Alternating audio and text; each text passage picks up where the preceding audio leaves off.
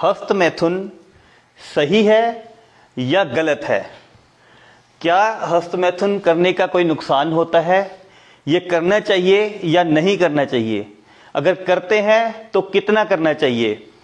95% mails और 88% females जीवन में कभी ना कभी हस्तमैथुन अवश्य करते हैं, ये आंकड़ों का कहना है।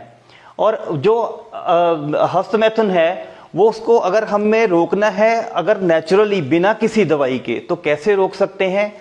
इसके लिए जो इससे कमजोरी आती है उससे हम कैसे दवाई बना के उससे हम निजात पा सकते हैं, उसमें दोबारा ताकत ला सकते हैं। और हमें जो है वो मॉडर्न मेडिसिन का इसके बारे में क्या कहना है और आयुर्वेद का इसके बारे में क्या कहना है, इसके बारे में आज चर्चा करेंगे। 95% लोग जो मास्टरबेट करते हैं बाद में पछताते हैं कि कहीं हमें कोई बीमारी ना लग जाए, कोई हमारे हेयर फॉल ना हो जाए, हमारे को एक्नी ना हो जाए, हमारे को निपुंसकता ना आ जाए, कहीं हमारे ऐसा ना हो कि हमारे जो है वो शरीर के अंदर इतनी कमजोरी आ जाए कि हम जीवन में कुछ भी करने लायक ना रह जाएं, हम बच्चा ना पैदा कर सकें। ऐसी बातें क्या सच हैं या नहीं, ये भी आज मैं आपको बताऊंगा। मॉडर्न मेडिसिन के बारे में अगर बात करें तो मॉडर्न मेडिसिन कहती है कि हमारे अंडकोश में शुक्राणु लगातार बनते रहते हैं और जैसे नॉर्मल भूख होती है वैसे ही जब हम व्यस्त हो जाते हैं, 13-14 साल की आयु लड़के की हो जाती है या 11-12 साल की लड़की की आयु हो जाती है, उस टाइम हार्मोन्स की वजह से उसको सेक्स की आवश्यकता होती है। किंतु हमारे कल्चर की वजह से, वो ना मिल पाने की वजह से जो है हम मास्टरबेट करते हैं। ये एक नेचुरल प्रोसेस है, ऐसा मॉडर्न मेडिसिन का कहना है। और जो शुक्राणु हैं वो लगातार बनते रहते हैं और लगातार क्षय भी होते रहते हैं।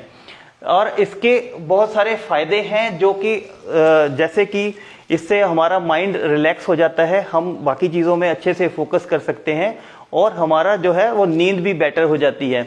लेकिन क्या ये सच है कि हम सारी चीज़ें मॉडर्न मेडिसिन की माने?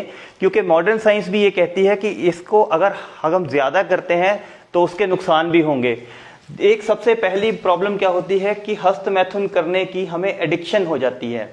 अगर आप दिन में सारा टाइम हस्तमैथुन के बारे में या सेक्स के बारे में सोचते रहते हैं, आपका जो है नॉर्मल काम जो है वो उसमें बाधा पड़ रही है। अगर अपना काम छोड़ छोड़ के आप हस्तमैथुन कर रहे हैं तो ये जो है इसको हम हस्तमैथुन की मानेंगे कि एडिक्शन हो गई है और इसके बहुत ही बड़े भयावह दुष्परिणाम निकल सकते हैं।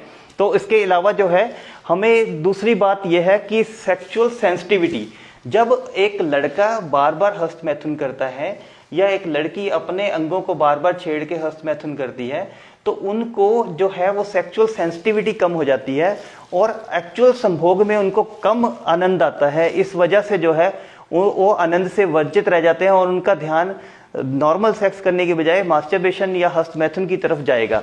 उसके अलावा कई बच्चे क्या करते हैं, जो अपना लिंग है इसको सिरहाने के साथ या बेड के साथ किसी चीज के साथ रगड़ के मास्टरबेट करते हैं। इससे क्या प्रॉब्लम आएगी कि आपका जो लिंग है उसमें उसको बहुत ज्यादा कड़ी सरफेस के ऊपर रब होने की आदत पड़ जाएगी। आप जब योनि में प्रवेश करेंगे तो योनि का जो मांस है वो सॉफ्ट होता है, तो आपको उस टाइम आनंद नहीं आएगा और आपको जो है वो इम्पोर्टेंस या कह लीजिए कि तनाव की कमी आ सकती है। दूसरा जो है लिंग में बार बार चोट लगने की वजह से जो है वो हमारा लिंग जो है वो टेढ़ा भी हो सकता है। तो ये जो है एक्सेस मास्टरबेशन की वजह से प्रॉब्लम आती है। और दूसरी बात है कि जो बच्चे जो हैं जल्दबाजी में जल्दी जल्दी डिस्चार्ज करने की कोशिश करते हैं, क्योंकि कई बार उनके पास समय का अभाव होता है, उनको ये होता है किसी को पता ना लग जाए, तो इससे हमें प्रीमेच्योर इजैकुलेशन या शीघ्र पतन की प्रॉब्लम भी आने की संभावना होती है। तो आयुर्वेद का क्या कहना है? आयुर्वेद ये कहता है कि सबसे पहले जब हम भोजन खाते हैं तो उसका रस बनता है।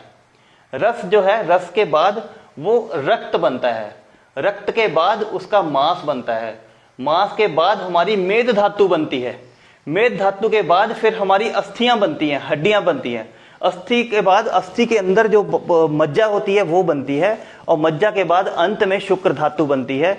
शुक्र धातु का जो है वो उन्होंने कंपैरिजन वज्र के साथ किया हुआ है। वज्र मीन्स डायमंड, कि जैसे डायमंड सबसे कठोर वस्तु होती है, ऐसे शरीर में सबसे ज्यादा ताकतवर चीज जो है वो